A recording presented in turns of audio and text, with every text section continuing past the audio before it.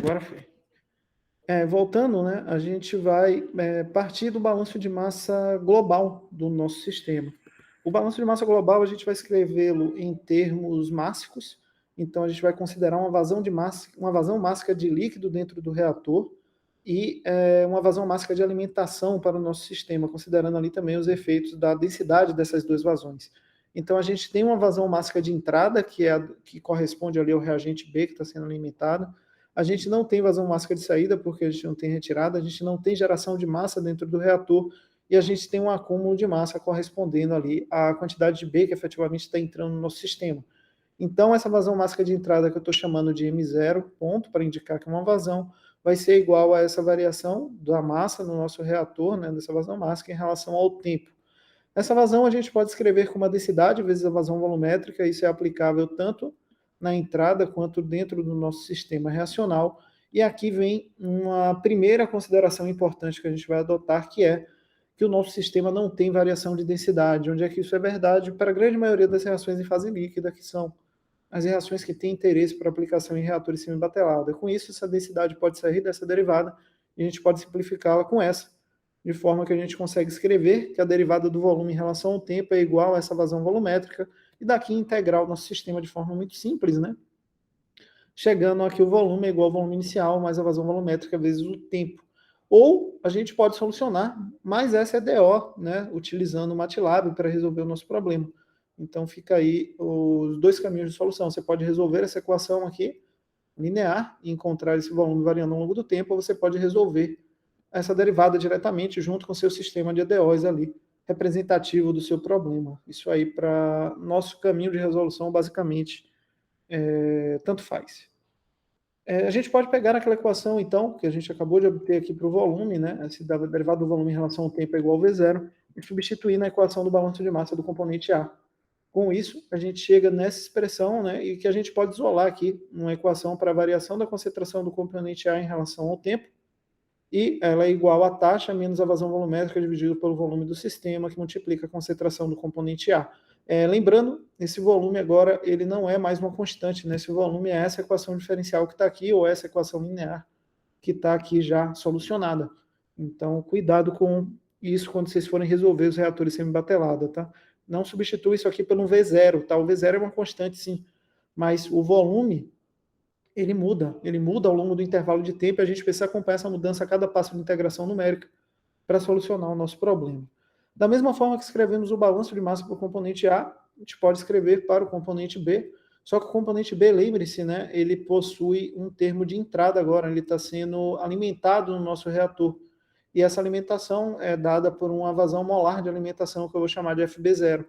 Então, reescrevendo esses termos, né, a gente consegue chegar aqui nessa expressão geral para o nosso componente B, né, para o balanço de massa componente B. É claro, não temos saída, temos o termo de geração devido à reação química, o termo de acúmulo, correspondendo à sua variação do número de mols ao longo do tempo.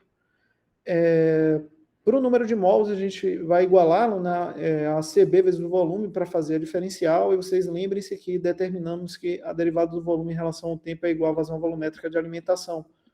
Com isso, a gente consegue determinar uma expressão para o componente B, de forma que a derivada da concentração de B ao longo do tempo é igual à taxa de B mais a vazão volumétrica do componente, né, multiplicado por CB0 menos CB dividido pelo volume do sistema, onde, mais uma vez, lembre-se, esse volume é representado, né, por essa equaçãozinha que está aqui. Ele não é uma constante. Exatamente da mesma forma, podemos determinar também a equação para o componente C, onde a derivada do número de mols do componente C é igual a taxa de C vezes o volume, que é igual a menos a taxa de A vezes o volume, porque é a proporção estequiométrica de 1 para 1. Então, com isso, a gente consegue escrever que a derivada do componente C ao longo do tempo é igual a taxa de C menos V0, concentração de C dividido pelo volume. E aí, a gente precisa, né, obviamente, de um sistema de auxílio computacional para resolver o nosso problema, porque as equações estão interconectadas, né, e a gente tem uma dependência aqui do volume que é escrita como uma EDO também. E isso está aqui dentro do CIGA de vocês, nesses dois exemplozinhos que estão aí apresentados, tá? Aqui a gente tem uma resolução um pouco mais desenvolvida, com um sisteminha de resolução já com interface gráfica, né, resolvendo o problema com o auxílio do MATLAB, e aqui em cima a gente tem uma resolução mais bruta, vamos chamar assim, sem interface gráfica, a gente usa o MATLAB só para calcular EDO e pronto, né, só para a gente ver o que é que a gente encontra de resposta. Os dois problemas são problemas de reatores semi-batelada, tá? Então aí para auxiliá-los no entendimento e compreensão do desenvolvimento desse tipo de problema, que é bem característico de aplicações de engenharia química. A gente não entrou em reações múltiplas no final, Ítalo, porque ali eu só queria mostrar para vocês a motivação, tá? Só para vocês darem uma olhada. A motivação principal de uso é o quê? Usar para sistemas com múltiplas reações, só que eu quero focar o cálculo nesse momento em um sistema de uma reação única. Por isso que aqui, tanto no desenvolvimento quanto nos exemplos, vocês vão ver que a gente tem uma reação só. É A mais B forma C. Né? A gente tem um acompanhamento matemático e numérico associado à variação do número de mols de cada um dos componentes. Por isso temos um sistema de equações diferenciais para resolver. Mas observem que eu não tenho mais de uma reação acontecendo. Né? Eu tenho apenas uma reação acontecendo. Eu tenho um acompanhamento de mais de um componente ali ao longo do tempo, que é uma característica desse tipo de reator, mas a gente não tem a necessidade de acompanhar ali, né, mais de uma reação, que aí sim a gente teria um pouco mais de problema, porque entraríamos em outros âmbitos e outras questões de diferentes taxas ali para cada um dos componentes, tá? A nossa atividade assíncrona de hoje, que é para entrega na próxima segunda-feira, né, ela está aqui para ser entregue até o meio-dia da próxima segunda, né? Vou ter a data certa, gente? Acho que segunda, tá certo, dia 16. Até às 16 horas. Eu deixei lá, segue o horário que está lá. Segue o horário que está lá no Google Classroom. Se lá está 16, é 16. Eu digitei errado aqui. É uma atividade associada com um reator semi-batelada, né? Por isso que ela está sendo entregue para vocês hoje. Então, esse desenvolvimento associado exatamente com esse conteúdo que a gente está vendo aqui é muito parecido com esse probleminha que está aqui nesse vídeo, nessa solução aqui que está aqui apresentada. Então, é só seguir esse caminho que vocês vão ver que vai estar mais ou menos aí igual, tá?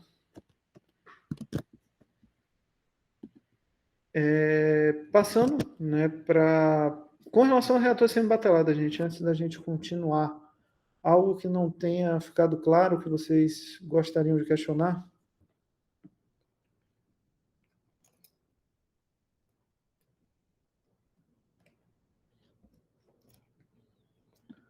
Está tranquilo? Está com relação à atividade assíncrona, alguma dúvida? A entrega é 16 horas mesmo, gente. Segue o horário que está lá no Classroom, tá? Não tem... Sempre sigam o que está lá, o que está lá é o que está certo. Passando então para o próximo tema, né, próximo conteúdo, seriam os reatores com reciclo. Aqui, mais uma vez, a gente tem uma confusão teórica que eu gostaria de esclarecer com vocês inicialmente, tá? Quando a gente fala de reatores com reciclo, o primeiro caso de estudo que vem à mente é esse tipo de aplicação que a gente está vendo aqui, onde a gente recicla uma corrente residual originada de algum equipamento de separação, como, por exemplo, uma coluna de destilação, para que isso seja realimentado o nosso sistema reacional aqui em mistura com o nosso reagente original, né? Esse tipo de problema é extremamente útil, extremamente utilizado na indústria química para evitar aí desperdícios de material e para aumentar a eficiência energética e teórica de funcionamento do nosso sistema reacional. Só que esse não é o objeto de estudo aqui da nossa disciplina, tá? O objeto de estudo da nossa disciplina seria reciclar uma parcela da corrente de produtos aqui, da saída do nosso sistema reacional, sem nenhum tratamento adicional. E aqui a gente tem a principal diferença, né? Esse tratamento aqui faz toda a diferença. Por quê? Porque aqui esse reagente que eu estou recuperando e reciclando, ele basicamente possui uma composição muito similar à do reagente puro, tá? Que a gente está falando normalmente de algo de no mínimo 95% de pureza desse componente sendo reciclado. Então, basicamente o que eu estou fazendo é garantindo um reuso de reagente. Essa não é a ideia do reciclo que a gente trata aqui na disciplina de cálculo de reatores. O que a gente vê aqui, conforme eu falei, é pegar uma corrente, uma porção da corrente de saída do nosso reator, sem nenhum tratamento de purificação, e retorná-la aqui à porção de alimentação inicial. né? A priori pode parecer uma ideia não muito boa, né? Uma loucura operacional, mas isso faz sentido para alguns processos, tá? Onde é que isso aqui faz, né, sentido? Por exemplo, imagine que você tem um bioprocesso onde você quer, né, você precisa de uma quantidade de micro-organismo na sua alimentação, de um inóculo inicial para conduzir a sua reação. Isso aqui faz total sentido. Você pega uma porção da saída, retorna aqui para o começo, já carregando uma porção de micro-organismo que você precisa e alimenta isso no seu reator. Então, um caminho operacional muito útil em alguns processos, como desse exemplo que eu acabei de mencionar, tá? Então, tenho em mente que existem outras reações que se beneficiam disso, como, por exemplo, as próprias reações autocatalíticas que a gente vai falar daqui a pouco, que nesse tipo de reator apresentam uma eficiência operacional muito interessante, tá? Então, tenham sempre em mente que existem aplicações que se beneficiam disso, e muitas vezes isso aqui é necessário puramente para gerar um efeito de mistura no seu reator, do tipo tubular, e garantir que a operação atinja um estágio, né, de conversão interessante para o seu problema. Dentro dessa característica, né, quando a gente fala em reatores com reciclo, surge sempre a dúvida do que aconteceria se eu reciclasse, né, uma porção da minha corrente em um reator continuamente agitado. Isso está aqui, tem uma prova matemática aqui mostrando que não acontece basicamente nada, tá? Esse exemplo aqui se preza justamente a apresentar, né, esse efeito aí para vocês. O efeito do reciclo ele só faz sentido se a gente conduzi-lo aqui dentro de um reator do tipo tubular, porque aqui a gente promove um efeito de mistura dentro desse tipo de reator. Como é que isso funciona em termos práticos? A gente tem uma alimentação aqui de reagente puro, dado por FA0, uma vazão volumétrica inicial V0, com conversão inicial XA0 igual a zero, e em um ponto nodal, que eu vou chamar aqui de ponto nodal K, eu promovo a mistura com essa corrente de reciclo que está vindo aqui, né, da porção da saída do meu reator. Essa corrente ela tem uma vazão volumétrica V3, né, com uma taxa de reciclo R e uma vazão de saída ali, volumétrica VF, e uma vazão volumétrica, uma vazão molar, desculpa, do componente A que eu estou chamando de FA3. Ao misturar essa corrente com essa, eu gero, né, essa corrente de saída, que ela possui aí uma vazão molar de alimentação que eu estou chamando de FA1, mas normalmente alguns livros também chamam de FA0'. Ela já tem uma conversão XA1 que é diferente dessa conversão inicial XA0, porque uma porção de reagente já aconteceu, né? Uma parte já foi convertida, então o que está sendo alimentado não tem mais conversão zero, ela tem uma conversão que está em algum estágio, que é XA1, e ela tem uma vazão volumétrica V1. Ao ser processada e reagir, ela sai do reator com uma conversão XA2. Essa proporção de saída ela tem uma vazão volumétrica, né, final do tipo R mais 1 vezes essa vazão. Daqui eu tiro, né, eu parto essa corrente em dois termos. Uma vazão de saída aqui VF, né, volumétrica, que tem uma conversão final XAF, e uma taxa de reciclo aqui que eu estou chamando de RVF. E isso aí garante esse efeito de mistura, e assumindo que tudo isso está em estado estacionário e que a densidade nesse ponto nodal K pode ser considerada constante, a gente consegue aí, por meio de algumas manipulações algébricas, né, desenvolver o equacionamento para esse tipo de reator. Então, para esse caso aqui em específico, o primeiro ponto que a gente precisa é definir essa taxa de reciclo, né, essa razão de reciclo do nosso reator, que eu estou chamando de R, e ela vai ser definida como o volume de fluido que retorna para a entrada do meu sistema reacional, dividida pelo volume de fluido que sai do meu sistema, tá? E essa razão de reciclo, ela pode variar aí entre valores que vão de zero até infinito. Se essa razão de reciclo for zero, significa dizer que eu estou tratando de um reator pistonado puro, ou seja, eu cancelei esse termo de retorno, esse termo de reciclo aqui, eu tenho um PFR convencional, e se esse R tende a um valor aí alto, né, se ele tende a infinito, eu vou ter apenas um efeito de mistura no meu reator, de forma que eu vou estar operando em um reator que se comporta como um reator CSTR. Ou seja, a razão de reciclo é responsável por gerar diferentes graus de mistura dentro de reatores tubulares, é a isso que ela se propõe. Tá? Pensando em equacionamento para esse reator, a gente vai escrever, então, a equação de desempenho convencional para o reator, para esse reator tubular, né, que vai ser V dividido por FA0' ou FA1, conforme queiram chamar, e isso vai ser igual ao XA1, né, uma integral que vai de XA1 até o XA final, que é o nosso XA2, de dXA dividido por menos RA.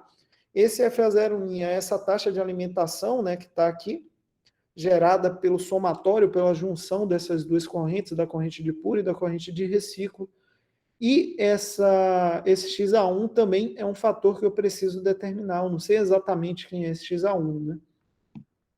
Com base nisso, né, eu vou fazer algumas considerações para que a gente consiga determinar o valor dessas correntes, tá? Essas considerações elas se iniciam do ponto de que eu preciso estimar quem são esses valores de FA0' e quem é esse XA1 para que eu consiga solucionar essa integral e resolver o meu problema.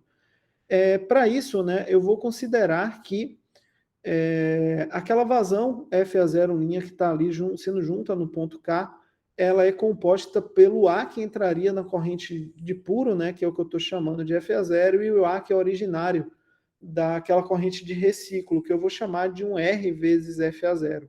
Então, o meu FA0' ele pode ser definido como um R mais 1 de FA0. E para isso, como eu falei já anteriormente, eu estou considerando que a densidade aqui ela pode ser escrita como uma constante, né? Ela pode ser considerada como uma constante, ou seja, a densidade dessa corrente é equivalente à densidade dessa corrente, tá? Se for uma reação gasosa, provavelmente isso é uma aproximação considerável, mas, como eu falei, a gente precisa considerar alguma coisa para conseguir solucionar o problema. Para o caso da conversão x a 1, ela pode ser determinada partindo da equação fundamental, né, da conversão, que seria 1 menos CA1 dividido por CA0 dividido por 1 mais εA, CA1 dividido por CA0. Daqui, então, me resta determinar qual seria esse valor de CA1, né, dessa concentração nessa corrente 1. Para isso, eu vou assumir que ela é definida como o FA1, que é esse FA que está aqui, né, dividido por essa vazão volumétrica de 1, que está aqui também nessa corrente. O FA1, quem seria? Ele é a junção do FA0 mais o FA3, e esse V1 seria a junção desse V0 mais o V3, que é o RVF, né? Então, já aqui substituídos os termos, a gente tem uma facilidade maior de entendimento. Esse VF, essa vazão, ela pode ser escrita em termos, né, da própria equação do volume, dividida ali por unidades de tempo. Então, esse VF ele é equivalente a V0, que multiplica 1 mais εAXA, considerando que a temperatura, a pressão e o fator de compressibilidade do sistema são constantes. E o FA3 ele pode ser escrito de forma análoga como um R FA0 de multiplica 1 menos XAF, né, de acordo com a própria equação que a gente acabou de escrever aqui na frente para esse termo. Com base nisso, a gente consegue daqui isolar os termos semelhantes e escrever que CA1 vale CA0, que multiplica 1 mais R menos RXAF dividido por 1 mais R, mais R, que multiplica εA XAF. Daqui, a gente, com base em algum algebrismo, a gente consegue simplificar ainda mais essa equação, né, chegando que XA1 é igual a R dividido por R mais 1, que multiplica XAF, e observem que agora a minha equação ficou bem mais bonitinha, vamos chamar assim, bem mais amigável.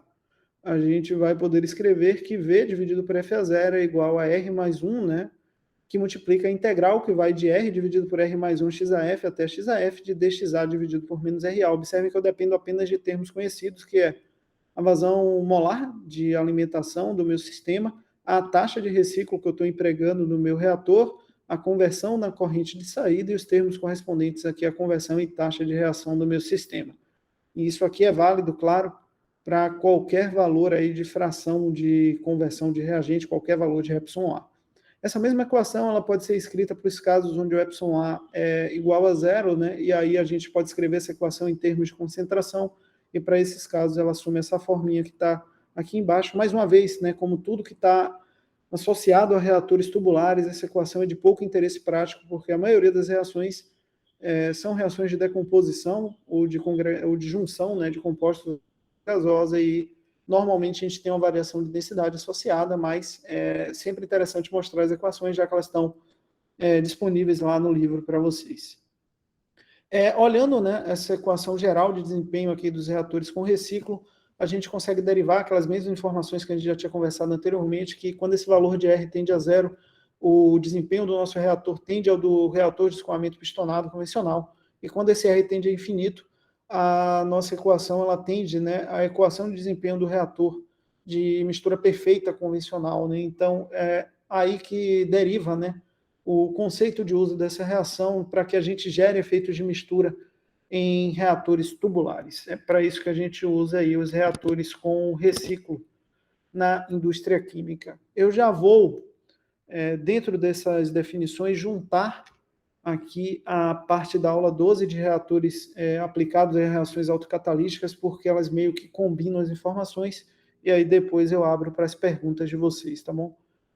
Quando a gente fala de reações autocatalíticas, vocês devem imaginar que as reações autocatalíticas elas são aquelas nas quais um dos seus produtos formados ele age como catalisador para a sua própria reação, tá? E isso acontece em algumas reações de interesse e aplicação para a indústria química. Por exemplo, algumas reações de hidrólise e de ésteres acontecem de forma autocatalítica e principalmente os processos fermentativos atuam dessa forma, tá? Se vocês imaginarem que esse A é o substrato e esse R é célula, a célula consome o substrato para produzir o produto, que está aqui representado por S, e mais células, né? Assim acelerando a sua reação. A presença de mais células acelera a sua própria reação, e por isso elas são definidas como reações autocatalíticas.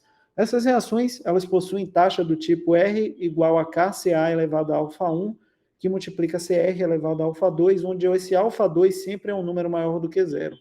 E essa é a configuração, normalmente, desse tipo de sistema, desse tipo de reação. Essas reações ditas autocatalíticas, né, vocês devem imaginar que quando um material reage por um meio de qualquer taxa de reação do tipo N maior do que zero em um reator batelada, a sua taxa de consumo sempre vai ser rápida no início, quando essa concentração do reagente é alta, e essa taxa diminui progressivamente à medida que o reagente é consumido. Quando a gente passa para uma reação autocatalítica, a taxa no início da reação vai ser baixa. Por quê? Porque eu tenho baixa quantidade desse composto R. Imagina que você tem pouca célula no começo. Então, essa taxa de reação é baixa. Ela vai começar a se acelerar à medida que mais célula, que mais composto R for sendo produzido. E a partir desse ponto, ela vai começar a cair novamente. Por que ela vai cair novamente? Porque aí você vai ter pouco do reagente A para ser consumido. Ou seja, você vai ter pouco substrato, como exemplo aí do processo. Então, essa é a ideia do comportamento desse tipo de reação. Graficamente falando, como é que isso fica? Eu vou para o gráfico aqui de inverso da taxa, tá? Porque é o que a gente tem trabalhado mais, e eu acho que fica mais claro para vocês acompanharem, então vou falar em relação a esse gráfico aqui. A gente tem o acompanhamento aqui da taxa, né? A gente tem, lembra-se que é um gráfico de inverso, então eu vou aqui aumentando a minha taxa de reação até chegar em um ponto máximo. Né? Que ponto máximo é esse? É um ponto de inflexão ali da minha taxa de reação, onde a quantidade de substrato, a quantidade de reagente A, ela começa a diminuir, ela começa a ser baixa o suficiente para que a taxa de reação passe a diminuir. Até esse ponto, o que está acontecendo é que a produção de R resulta em um aumento progressivo dessa taxa de reação em contínuo até esse ponto de inflexão. Tá? Então, é esse o comportamento gráfico que a gente teria para esse tipo de sistema. Observando esse tipo de reação, a gente já consegue observar que, se a gente imaginar aqui, por meio de um método de análise gráfica, qual seria a melhor conformação de reatores para ser empregado no processamento dessa reação, a gente já tem uma resposta um pouquinho mais complexa, né? Porque a gente tem um perfil de taxa um pouco mais complexo. Então, se vocês observarem, se eu for trabalhar essa reação com baixa conversão, é sempre mais interessante trabalhar com um reator continuamente agitado do que com um reator tubular, né? Porque a área sobre a curva aqui é muito maior do que a área do retângulo aqui correspondente, né? Chega a algum ponto aqui, né, que é um ponto intermediário de conversão, onde é mais interessante eu trabalhar com o reator PFR do que com o reator continuamente agitado. Tá? Isso é natural para esse tipo de processo. E se eu for trabalhar aqui com conversões altas, vai chegar a um ponto onde o reator tubular é mais eficiente do que o reator CSTR.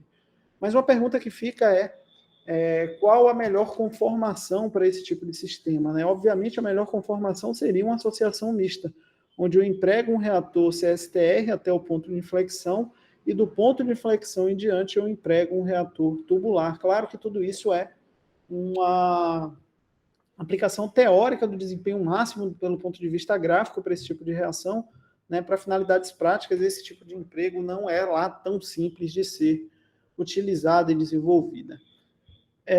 Aqui, o interessante de vocês observarem é que o que a gente está relatando ali difere das reações ordinárias de ordem N maior do que zero, onde o reator tubular é sempre mais eficiente que o reator CSTR.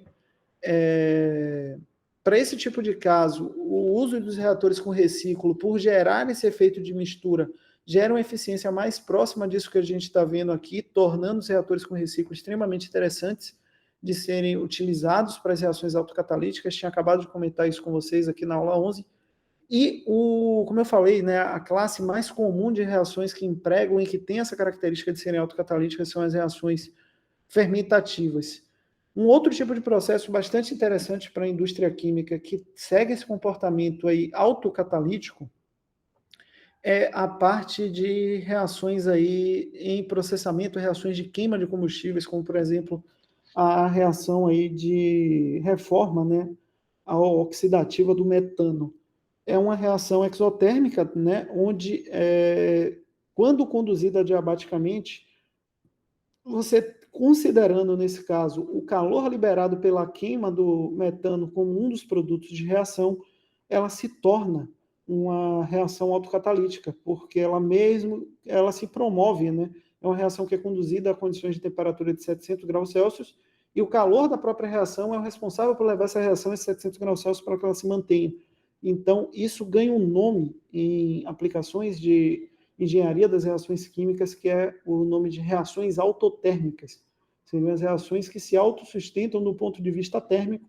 E existe um ponto de concentração de oxigênio que é responsável por gerar essa inflexão na curva da reação, garantindo que ela se autossustente, tá bom? E isso é plenamente calculável por aspectos reacionais, utilizando as disciplinas aqui de cálculo de reatores. Então,